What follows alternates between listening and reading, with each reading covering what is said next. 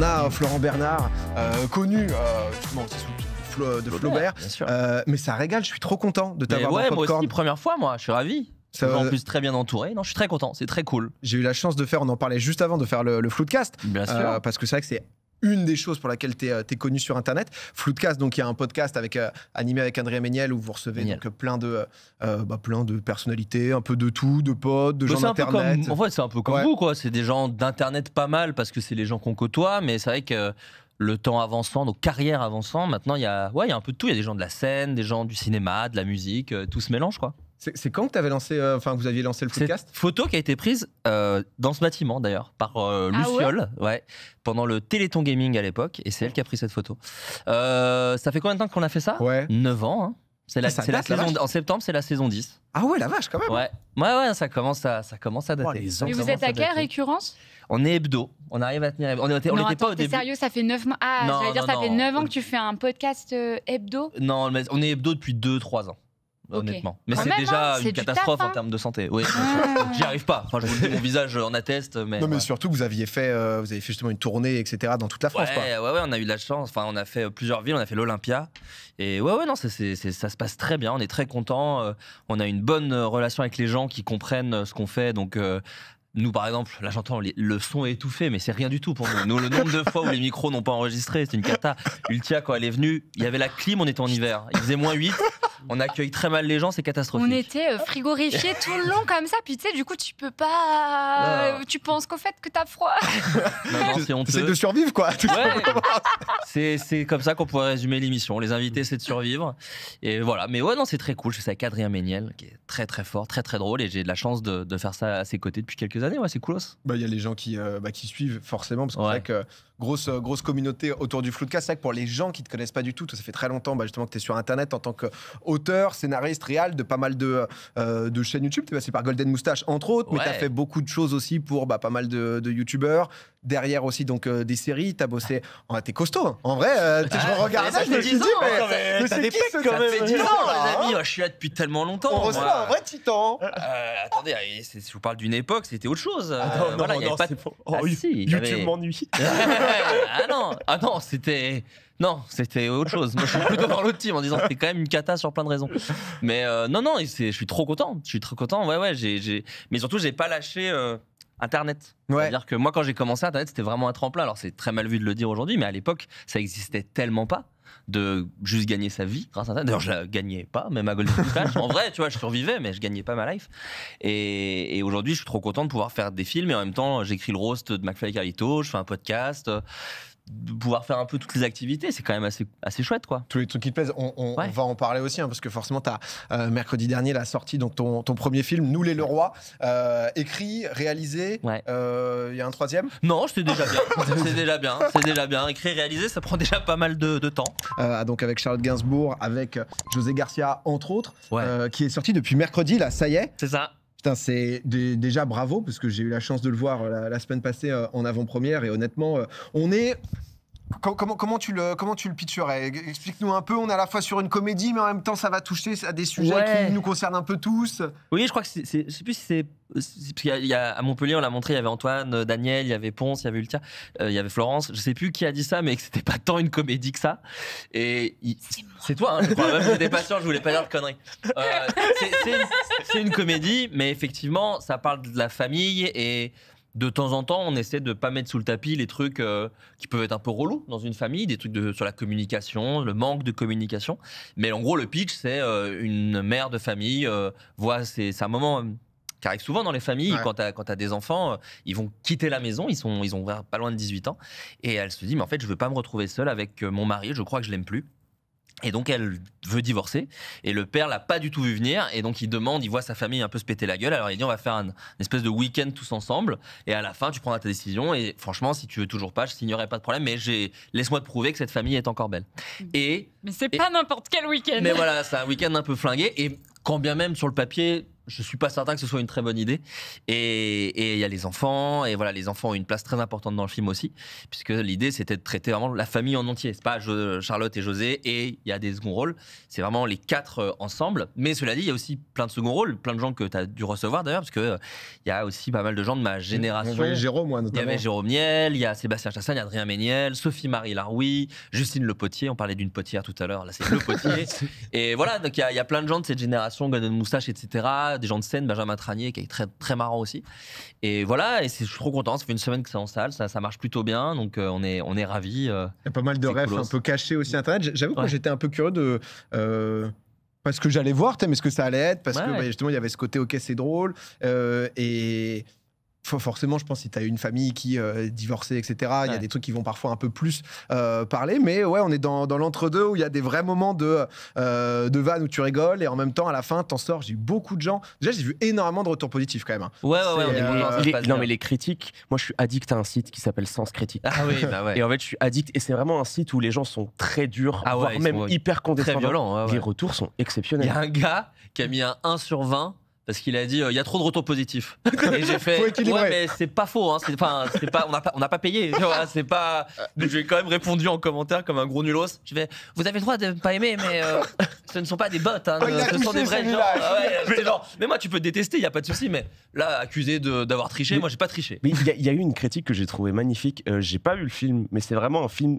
Je suis pas hyper fan de films en général, mais lorsque j'ai vu la Mais bande-annonce. comment ça, t'es pas fan de film? Tu t'arrives pas à te concentrer devant Je- un film, c'est Bah, un truc en qui fait, te- je suis un hater du cinéma depuis très longtemps. Voilà. très bizarre. Par Et il va pur- te démolir. Non, non, non. Non, mais ça pas- m'intéresse. En Ça fait, m'intéresse les takes comme ça un peu vénères. Ça En fait, m'intéresse. par pur, je sais pas, en fait, depuis très longtemps, j'ai été matrixé par les trucs de culture générale, et du coup, j'apprenais les films, tu sais, les acteurs et tout, sans vraiment m'intéresser aux films. J'avais ce truc-là de me dire, si j'apprends le résumé, si j'apprends les acteurs qui sont dedans, ça suffit. sert à quoi de regarder, ça suffit, tu vois. C'est chose qui était débile. Mm. Et au fur et à mesure, j'essaie de réapprendre à regarder des films. J'ai regardé quelques films, et lorsque j'ai vu la bande-annonce, et lorsque j'ai vu ce truc-là, je me suis dit, mais en fait, ça a l'air hyper intéressant parce que ça joue entre ce qui peut être très cliché comme film, tu sais, comédie française comme Bien ça, sûr. et avec que des retours qui disaient c'est cliché, mais ça ne l'est pas vraiment parce Bah, qu'il y a ça. on Et en en fait, joue, ouais. c'est ça. Et même, j'ai trouvé tous les extraits que j'ai regardés, je me suis dit, ah ouais, ça donne vraiment envie. Et je Ah, le c'est dis de gentil. manière totalement. En sincère. tant que hater du cinéma, Non, mais ça en fait tant que- plaisir. Non, mais je veux dire. Non, c'est mais quand même vraiment. Et en plus, le casting donne envie de ouf. Genre, le C'est casting gentil. donne envie. Donc ouais. Ouais, c'est Ouais. le premier film, c'est vrai que Charlotte Gainsbourg, José Garcia, c'est Ouais. quand même du très solide. Tu l'as vu, Lucia, toi aussi, du coup Ouais, bah, je l'ai vu justement. Merci beaucoup de Bah non, m'avoir avec invité plaisir. à l'avant-première. J'étais super contente. Moi, pour le coup, j'adore les films. et alors, pour le coup, je suis moins fan de comédie Ouais. parce que je suis moins habituée à regarder. Et puis moi, j'ai été une ado torturée qui regardait que des drames. Alors, j'ai vachement gardé ce background-là. D'ailleurs, c'est pour ça que Charlotte Gainsbourg, je la connaissais plutôt dans Mélancolia que dans Nous les le Un roi. autre délire. De base, ce qui est vraiment un autre délire, exactement. J'ai trouvé que c'était très bien narré pour le coup. Moi, j'aime bien regarder la narration dans un film et j'ai trouvé que c'était bien narré et j'ai trouvé ça chouette donc de voir Charlotte Gainsbourg dans ce rôle où je l'attendais pas du tout. C'était très drôle. C'est vrai que j'ai aussi été triste, mais bon voilà, tu l'as dit toi-même, c'est quelque chose qui a un rapport avec ton propre vécu, donc forcément quand ça fait écho à ce que toi tu connais, ça fait toujours un peu mal, mais même si Ça parle à beaucoup, enfin, c'est pas un truc mais très ça- spécifique, tu t'y retrouves de différentes manières. Non, mais je ça pense, dépeint une famille, en fait. Ouais. Et puis, bah, il y a des histoires de famille, clairement. Donc, non, vraiment, c'était cool. Il y avait des scènes qui étaient très drôles, en plus. Donc, bravo. La merci. scène dans le restaurant, là. Oui, avec Adrien Méniel en l'occurrence. Voilà. Ouais. Ah, Cette incroyable. scène-là, il faut aller voir le film juste pour cette scène. Bah merci beaucoup. Bah voilà, oui, c'est effectivement le pitch est un peu cliché et justement c'était l'idée, c'était de jouer de ça en essayant de mettre des personnages très humains, très réels et je me suis inspiré de un peu ma famille, un peu les familles de tout le monde. Enfin, tu vois, j'ai pas été extrêmement spécifique sur ma vie en mode autobio, mais Ouais, mais c'est un truc que tu kiffes, la famille. T'as fait une BD aussi qui Ouais. parle de famille. bah, c'est un sujet. En fait, C'est important et enfin c'est un faux problème. Les gens qui sont souvent en mode ouais ce film-là il est cliché. Pourquoi c'est cliché? C'est Ouais. parce que c'est peut-être un sujet d'habitude qui touche énormément de gens et c'est sûr que quasiment tout le monde a une famille ou continue à l'avoir, etc. Donc c'est normal que les gens après on est tout le temps dans cette masturbation intellectuelle de devoir On faire- y retourne. Non mais On mais adore l'air trop, mignon, là, on tout a d'un coup. trop de fois prononcé ce groupe de mots en Le trop mot peu de culturel, temps. elle veut dire. Non, mais en fait, on est souvent dans ce truc-là d'être en mode ah bah oui, il faut que ça traite tel sujet si ça a déjà été vu. Moi je te jure vraiment, j'ai lu quasiment une centaine de réponses aux critiques parce que en fait ça m'intéressait de fou. Et lorsque j'ai vu quasiment toutes les personnes qui étaient en mode ah c'est vrai que ça donne vraiment envie. Et en fait, tu voyais que c'était même des profils de gens qui peuvent être dans ce côté un peu jazz à 19h30 en after work, à regarder une peinture de Mondrian et en se disant qu'est-ce qu'on fait demain, tu vois. Et pourtant, bah, les retours étaient fous. Du coup, moi, je vais vraiment aller le voir à 100%. Ouais, bah c'est trop gentil. Bah écoute, ouais, on a essayé. C'est presque un cheval de Troie, en fait, hein, le film. C'est que t'as même José Garcia, qui est un acteur très populaire, très comédie, et il est très marrant dans le film. Mais justement, je suis content, les gens, ils le voient un peu sous une autre facette. Charlotte, tu parlais, Charlotte Gainsbourg, pareil. Alors, elle a déjà fait des comédies et des super. Prête-moi ta main, c'est un chef-d'œuvre. Mais effectivement, ça fait plaisir de la revoir comme ça. Enfin, en tout cas, moi, j'ai pris beaucoup de plaisir. Je l'ai vraiment fait comme si j'en ferais plus jamais. C'est mon premier réal, mais ouais. Ça doit être un peu, pas le cas, mais c'est vrai qu'on te connaît, bah, t'as coécrit Bloqué, t'as participé à La Flamme, enfin on le disait justement, beaucoup d'écriture. J'imagine c'est beaucoup de pression, enfin quand tu sors ton premier film. J'ai vu que ça a bien marché d'ailleurs en entrée, etc. 150 000, 200 000. On va avoir fait 200 000 normalement en première semaine, ce qui est super parce qu'en plus il fait extrêmement chaud. On a fait 150 000 fin du week-end, c'est ça. Avec ma fille en guest parce que j'utilise mon enfant pour avoir pour marketer un max. Voilà, c'est ça. Non mais tu fais bien. Le début du film aussi, c'est une très bonne idée et justement on y voit en guest. Il y a un petit guest, il y a un petit Nepo Baby qui apparaît à un moment. Mais ouais, ça marche vraiment plutôt bien. Surtout qu'on est en tenaille entre tous les gros blockbusters du moment. Mais c'est chouette, je suis super content. Et puis je reçois beaucoup de messages effectivement sur pas que des enfants de parents qui se sont séparés, mais même des gens qui vivent des séparations et des choses comme ça. Et c'est très touchant parce que moi j'ai fait beaucoup de comédies. Tu vois, tu l'as dit, La Flamme, Le Flambeau. J'ai fait un film d'horreur qui s'appelle Vermine aussi. Et ça a rencontré son public. Mais là, d'un coup, tu sens que tu parles à quelque chose, effectivement, qui est intime chez les gens. Et moi, c'est un film très intime. Et j'adore, parce que moi, je suis pas quelqu'un de sociable et tout. Et de créer une espèce de...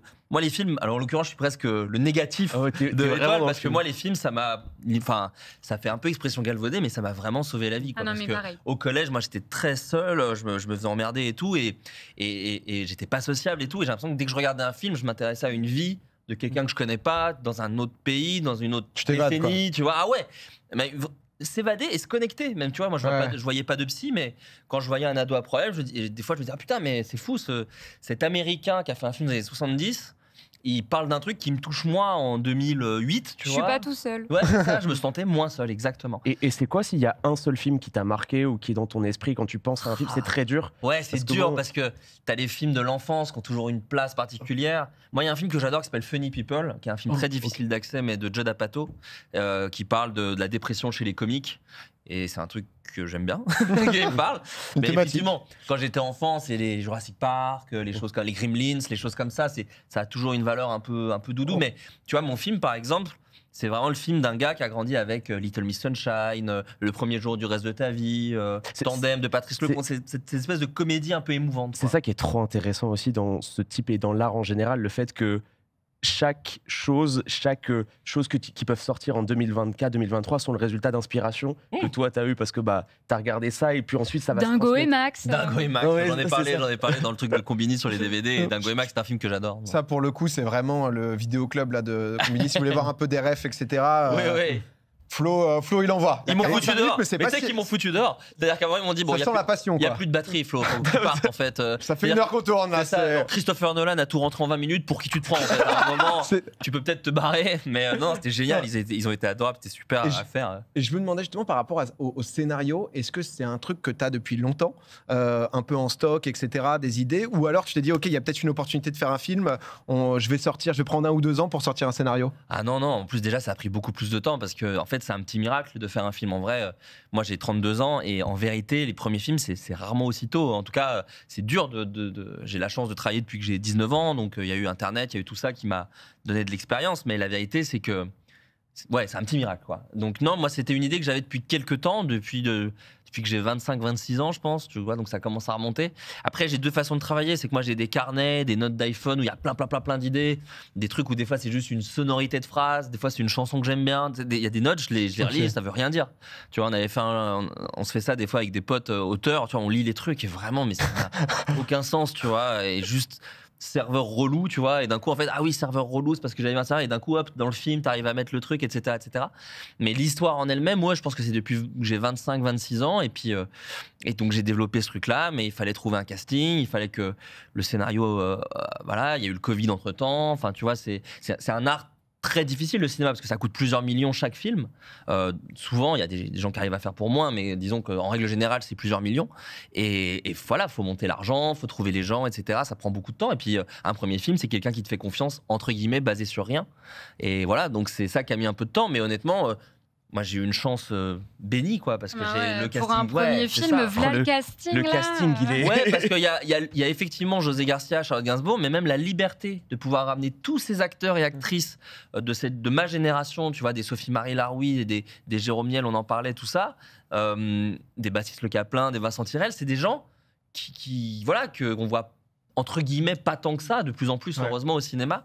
Et moi c'était une condition sine qua non, c'est-à-dire que je faisais pas mon premier film sans ces gens-là avec qui j'ai commencé. En même temps, c'est vrai que c'est un croisement des mondes avec aussi, j'imagine, Charlotte Gainsbourg et José Garcia, où c'est ouf de les avoir, qui pour le grand public, j'imagine, sont aussi des figures, tu sais, pour avoir ce côté film d'internet, mais film d'internet en fait qui concerne tout le monde, quoi. Bah c'est-à-dire que moi c'est ça qui est marrant. Alors je veux pas partir dans un débat trop long, je suis pas sûr que ça intéresserait les gens, mais tu vois la notion. Non mais la notion film d'internet, elle me terrifiait par exemple. Moi j'ai jamais eu trop de militantisme avec Internet, parce que déjà Internet c'est très large, tu vois, et moi il y a plein de choses dans lesquelles je me reconnais et énormément où je me reconnais pas aussi, donc je fais toujours attention. Et puis et moi je voulais juste faire un film, quoi. Et puis quand je travaille avec des gens, je fais pas attention à qui vient d'Internet, qui vient pas d'Internet. Je comprends, tu vois, c'est là où je renie absolument pas tout ce que j'ai appris, et puis je suis en bon terme avec quasiment tout le monde avec qui j'ai travaillé, donc c'est qu'il y a quand même, oui, un petit monde d'internet avec qui on s'entend, comme vous devez avoir sur Twitch, etc. Je n'en pas avec tout le monde, mais il y a des connivences, il y a des gens avec qui tu as des affinités. Ouais, t'as déjà bossé, etc.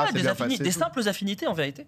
Mais c'est vrai que moi je voulais juste faire un film, je voulais vraiment faire un film sur la famille, et donc si c'est sur la famille, il fallait que les deux acteurs principaux aient 50 ans, tu vois.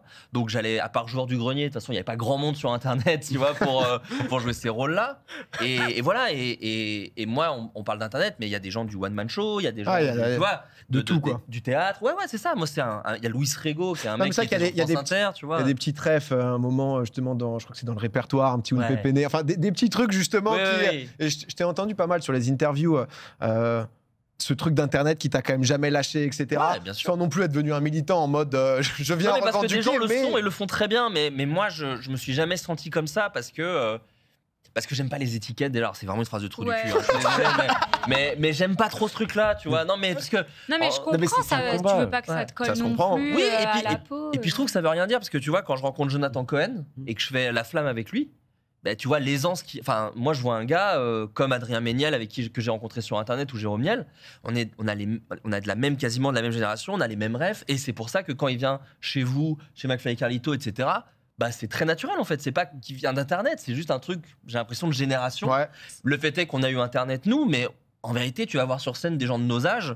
On a les mêmes rêves, on a la même culture, enfin tu vois. C'est le problème. En fait, c'est le problème éternel de c'est dur de sortir de la case qu'on t'a mis au début, et ça a été le problème qu'a vécu Mr V au début lorsqu'il avait fait ses albums. Même s'il a eu des chiffres incroyables, il avait une qualité au niveau de ses albums qui était folle. Bah le Boog, il est single de diamant, et les gens vont continuer à dire il fait du rap de youtubeur, chose qui n'est pas le cas, tu vois. Mais ce qui est assez chouette aussi, mais après peut-être je suis trop optimiste, parce que je suis plus trop dans internet, donc je sais pas trop, mais j'ai l'impression que ça s'arrête un peu ce de fou, tu vois, j'ai l'impression. Tu vois, quand Yvick, justement, tu parles de Mr V, je vois qu'il fait les chansons paillardes.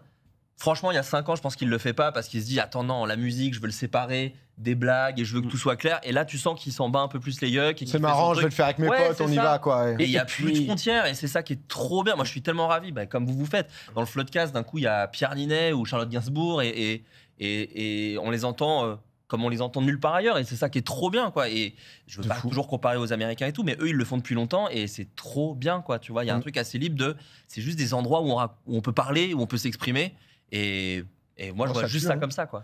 Il y a Jeanne dans le chat qui disait il s'appelle comment son film, c'est Nous les Leroy. Et il y avait justement juste au-dessus Chat qui dit avoir Charlotte Gainsbourg pour son premier film, c'est très stylé déjà. Ça se fait comment? C'est toi qui contactes? Ça se fait justement par intermédiaire? Attends, j'essaie de te la faire très vite, mais en gros, moi on réfléchit à une actrice pour jouer la mère.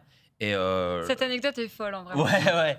Et le cinéma français, enfin la société française, même étant ce qu'elle est, c'est qu'il n'y a pas 1 milliard d'actrices de 50 ans qui existent. Et moi j'en ai une en tête vraiment. Ah, je file. un petit appel, un happening non prévu. Charlotte Gainsbourg qui dit qu'est-ce que tu vas raconter, espèce de connard. C'est hyper fort. C'est la première fois de ma vie. Oh, excusez-moi. L'appel Discord.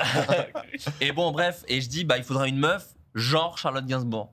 Et ils me disent, mais pourquoi genre Charlotte Gainsbourg dit Charlotte Gainsbourg? Et pour moi, c'est genre, bah, les gars, elle dira jamais oui. Ça fait des années qu'elle a pas fait de comédie, c'est mon premier film. Elle connaît absolument pas ce que je fais. Et en gros, eux ont produit, elle a fait un documentaire sur sa mère qui s'appelle Jane by Charlotte, parce que sa mère, Jane Birkin évidemment. Et c'est eux qui l'ont produit. Donc ils disent, bah nous, on peut au moins lui faire lire le scénario. Et elle a lu le scénario, elle a kiffé. Elle m'avait dit un très joli compliment, parce qu'elle m'a dit, ça m'a rappelé Prête-moi ta main, qui est un film que j'adore, écrit par le grand Alain Chabat entre autres. Et du coup, je lui ai dit, bah ok, est-ce que tu veux le faire? Elle dit oui, mais j'ai des retours sur ça, ça, ça et ça, donc je sais pas trop. Et je lui dis, bah attends, vas-y, je réécris. Et ça l'a surprise. Elle disait, normalement, les auteurs, ils réécrivent pas forcément pour dans le marbre. Ils disent, voilà, c'est ça que je veux faire, donc si ça te parle pas, tant pis, j'irai voir quelqu'un d'autre. Non, mais en même temps, Charlotte Gainsbourg te demande de modifier quelques trucs, mais à genoux, je modifie. À genoux, Charlotte, le script, je le modifie. Surtout, c'est pas que pour l'avoir, c'est que d'un coup, bah oui, toi, t'es une mère de 50 piges. Donc en fait, ton avis sur ce personnage, il est bien plus. Tu vois ce que je veux dire? Mais la justesse de son personnage. Là, elle a dû apporter davantage de justesse à son personnage. Elle a dû l'interpréter encore mieux parce qu'elle l'a senti comme ça. C'est trop bien. C'est dur que. Enfin, c'est beau que t'aies pas l'ego aussi. Oh bah non, mais c'est tellement une grande actrice. Enfin, tu vois, il y a un truc où tu te dis... L'ego des gens, même s'il y a des grandes actrices. Non, écoute, et moi je vais te dire un truc. La réalisation et l'écriture, bon, la création en règle générale, mais surtout ces deux trucs-là, je le vois que dans la collaboration, en fait. Mais vraiment, c'est pas pour un truc pour dire, regardez, moi j'ai pas d'ego. C'est vraiment, ça ne m'amuse pas s'il y a pas ça. Non, mais ça aurait été bête de s'affranchir de retours constructifs quand même. Non, mais t'as des auteurs qui sont genre, moi c'est à la virgule, et des grands auteurs, tu vois, un mec comme Francis Weber qui a fait le dîner de cons et tout. Les acteurs, ils te disent, on n'a pas pris de plaisir parce que il nous dit comment le jouer à la virgule près, etc. Moi, ça m'amuse pas. Et en même temps, je suis pas aussi bon auteur que Francis Weber, donc c'est pas très grave. Mais ce qui m'amuse, voilà, c'est. Et tous les seconds rôles, on a fait des lectures, on a répété ensemble, ils ont modifié des trucs parce que moi, j'ai travaillé qu'avec des gens dont je suis fan. C'est vrai de Charlotte Gainsbourg, mais c'est vrai de mes potes. Tu vois, moi, je suis fan de Jérôme, je suis fan d'Adrien Méniel, je suis fan de Justine Le Potier. Donc en fait, moi, j'étais. Ils vont juste être meilleurs dans le film. Mais c'est ça. Et puis surtout, ils seront contents d'être là. Tu vois, le nombre de gens, d'acteurs qui te disent, j'ai passé 3 castings pour jouer serveur 2 et ma seule phrase, c'est vous voulez du vin. Bah non, moi les acteurs s'ils viennent, ils ont des scènes, ils ont des trucs à jouer, ils ont des vannes. C'est une comédie. Moi je veux qu'il y ait de la blague un peu partout, tu vois, même si des fois il y a des trucs un peu mélancoliques. Et donc voilà, moi je ne vois ça que comme ça. C'est ça qui m'amuse en fait. Mais avec les acteurs, avec l'équipe technique, avec la post-production. Et tu vois, pareil avec le Floodcast, pareil avec tout ce que je fais. C'est tellement. Comme on revient à ce truc de j'étais tellement associable quand j'étais jeune. Là maintenant, je fais un métier où tout le monde est aussi passionné que moi dans ce que j'aime. Bah, c'est trop cool. C'est win-win, du coup, ça part. C'est un bonheur, tu vois. Non, mais en tout cas, quel boss, ça dit. C'est beau de fou. Merci d'avoir. Non, mais bravo honnêtement pour le film et tout. C'est déjà du projet du film et ensuite la réalisation, etc. du film qui vraiment est génial. C'est encore au cinéma parce que c'est sorti mercredi dernier. Ah ouais, voilà, vous pouvez y aller à fond. On rajoute même des copies, donc normalement c'est dispo dans encore plus de cinéma que la semaine dernière parce que vu que ça marche bien. Les critiques sont déjà excellentes, mais faites-vous aussi votre propre avis et soutenez. Il a vu tout sens critique, il a vu. Mais toi, quand tu vas découvrir Letterboxd, tu vas encore plus péter un câble. Ah, c'est quoi? Bah, mais c'est que cinéma, c'est peut-être ça qui va te saouler. C'est un peu comme critique. C'est genre chacun met des avis sur les films que tu vois, c'est ça, ouais. Mais plus réseau social encore. Flo, il faut que je t'explique mon problème. En fait, j'essaye de regarder et de me forcer parce que je sais que c'est un art exceptionnel. J'ai la même chose avec la littérature, donc je te suis à 1000%. Et du coup, j'essaye et j'ai commencé à regarder des films en plus récemment. Il y a des classiques que j'ai regardés et j'ai pris un plaisir de fou. Mais du coup, genre quoi comme classique? Mon film préféré de tous les temps, de toute la vie, c'est Le Parrain. Je suis trop dans ça. Je suis trop dans le. Dans la mafia, toi. Hein. Non, mais c'est dans l'Italie. C'est dans l'Italie un peu. Un bandit, va. Non, mais c'est un peu bandit. J'ai regardé récemment, j'ai regardé Autant n'emporte le vent, tu sais, c'est le genre de truc. Ah ouais, tu fais les gros classiques. Et moi, je l'ai pas vu Autant n'emporte le vent. Et en fait, ça me met bien. Mais c'est dur, tu vois. Mais là, je te jure que tout ce que t'as dit, tout ce que t'as exprimé et tout, on va le mater. C'est moins bien que Le Parrain, faut le dire aux gens quand même. La réalité, c'est Étoile n'a pas encore vu Nous les Leroy parce qu'il n'a pas eu son invitation gratuite. Voilà. Attendez. Non, mais il y a un sujet où Étoile n'a pas encore voulu mettre la thune pour aller soutenir. Je vous explique ce qui s'est passé. On espère que ça viendra. On espère. J'ai été embrigadé dans une boucle à cause d'un Montpellierin qui s'appelle Adrien Zerator-Nougaret, qui fait une compétition qui fait que ma vie n'a pas vraiment de sens en ce moment.